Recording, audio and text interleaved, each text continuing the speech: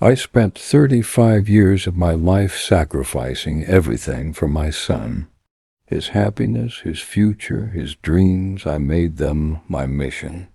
But when the tables turned, when I needed a roof over my head in my old age, do you know what he did?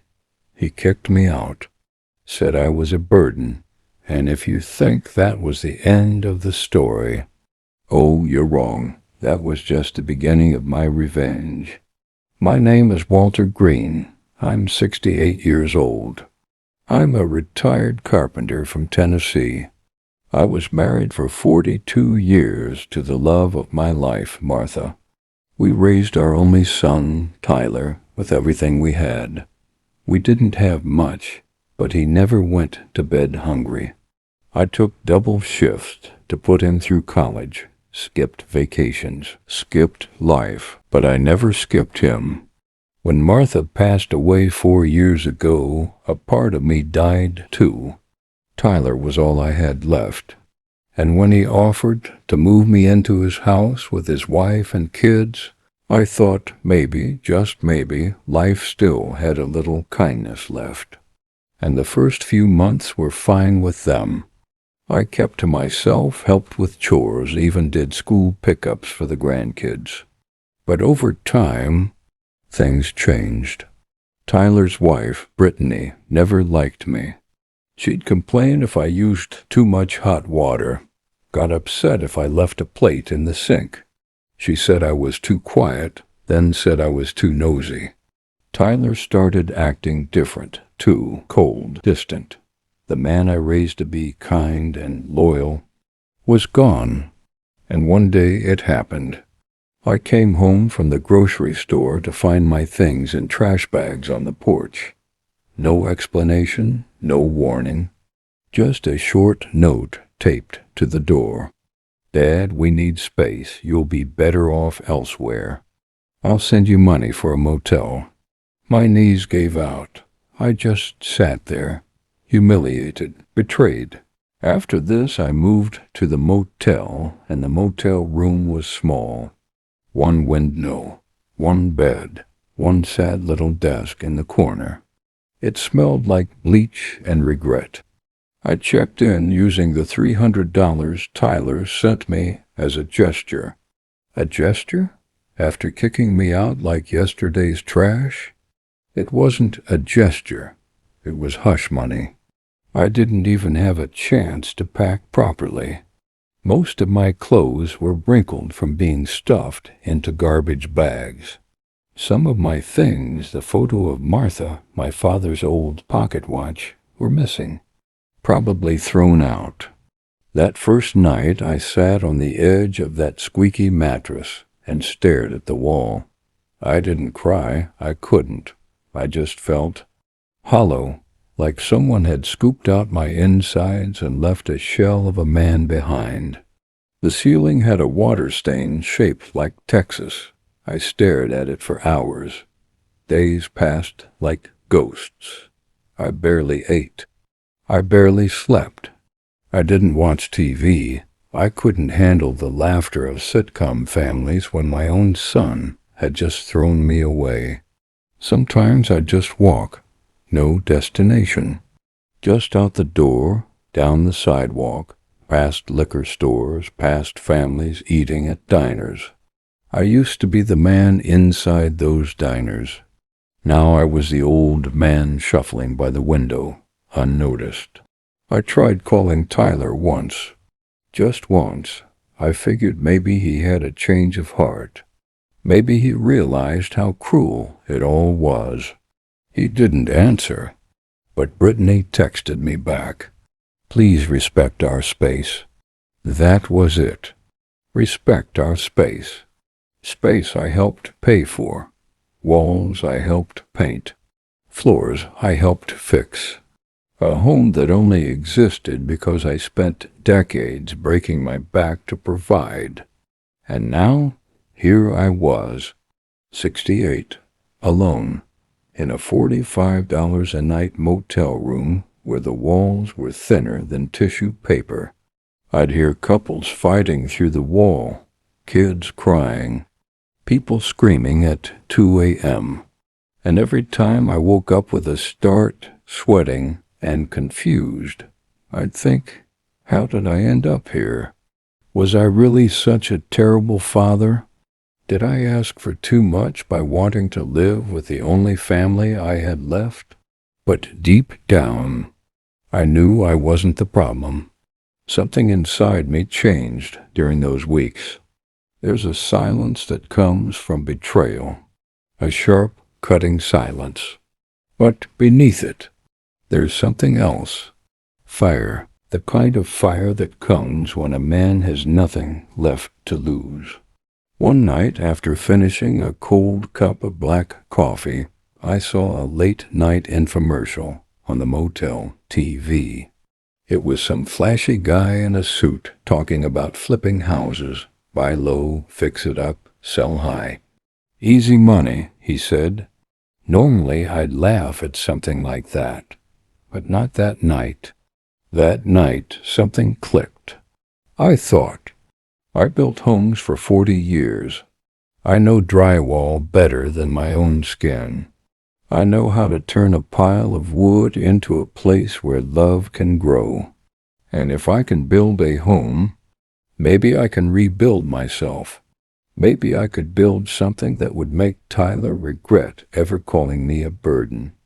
That was the night my quiet pain turned into a mission. That was the night I decided, this story isn't going to end in this motel room. It's going to end with me back on my feet, and my son learning the hardest lesson of his life. I had some savings, a pension, and a secret weapon, knowledge.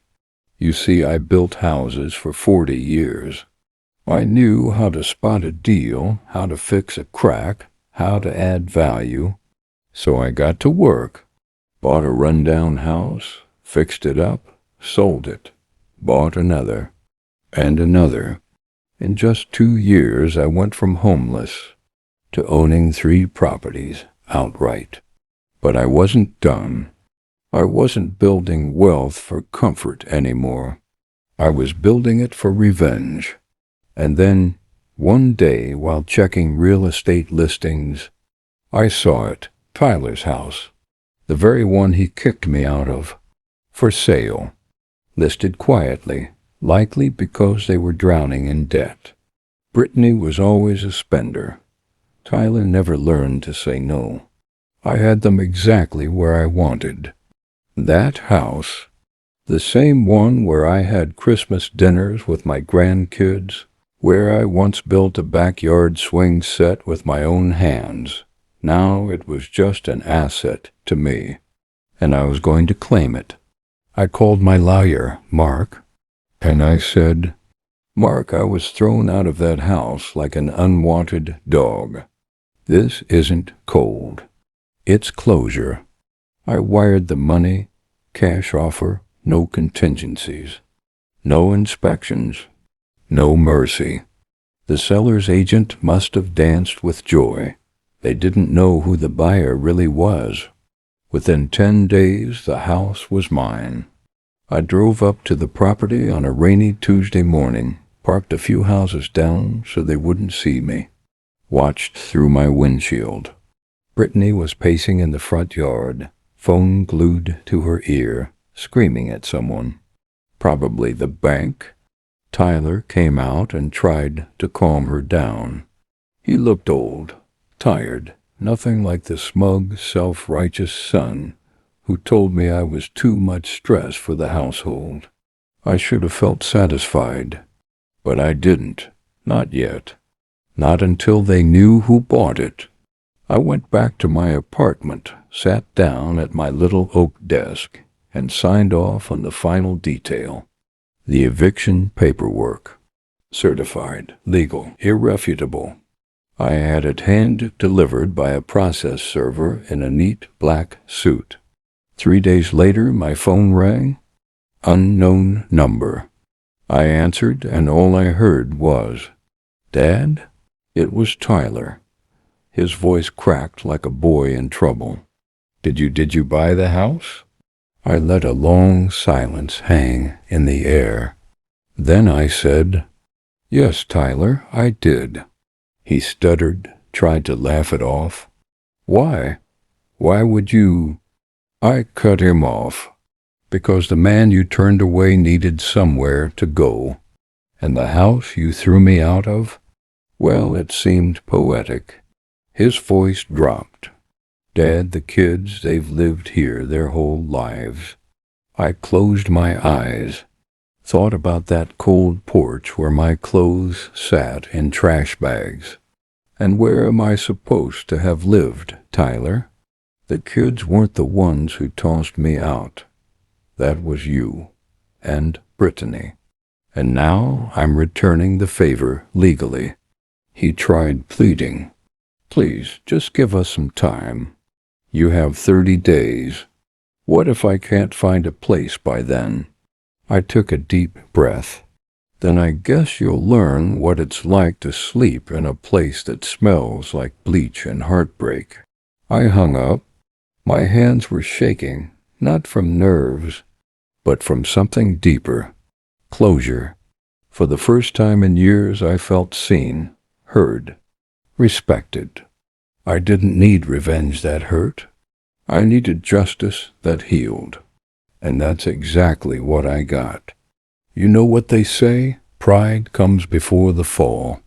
And Tyler's fall? It was brutal. 30 days. That's what the law allowed. And I didn't shorten it. I wasn't cruel. But I didn't extend it either.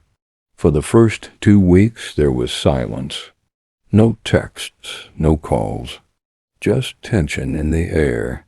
The kind that travels across town like heat rising from pavement.